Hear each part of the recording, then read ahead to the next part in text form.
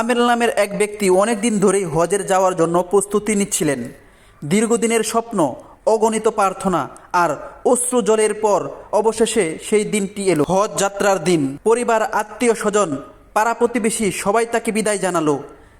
তিনি দোয়া নিতে নিতে বিমানবন্দরে পৌঁছালেন, কিন্তু হঠাৎ করেই সব কিছু থমকে গেল। নিরাপত্তা চেকিং এর সময় একটি জটিলতা দেখা দিল। তার নামের সঙ্গে একটি নিরাপত্তার সমস্যা মিলে গেল। নিরাপত্তার কর্মকর্তারা বললেন, আমরা সমস্যার সমাধান করার চেষ্টা করতেছি, কিন্তু আপনাকে কিছুক্ষণ অপেক্ষা করতে হবে। বাকিদের বোর্ডিং শেষ হয়ে গেল।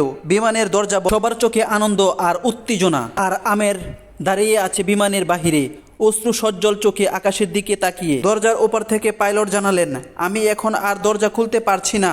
নিরাপত্তার অফিসার শুধু বলতেছে, আল্লাহর উপর ভরসা করো।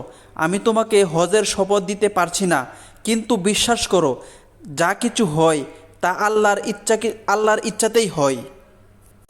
আমের চুপচাপ দাঁড়িয়ে রইলেন, কিন্তু আশা ছাড়েননি। ঠিক তখনই ঘটে এক বিস্ময়কর ঘটনা। খবর এলো, বিমানের যান্ত্রিক ত্রুটি দেখা দিয়েছে।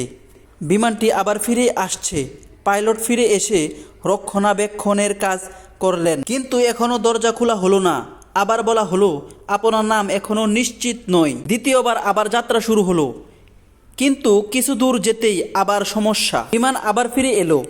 এবার পাইলট জানালেন, যখন আমি দেখব আমেল উঠেছে, তখনই আমি আকাশের দিকে উড়ব। শেষমেশ সেই প্রতীক্ষিত ডাক এলো। নিরাপত্তা জটিলতা কেটে গেল।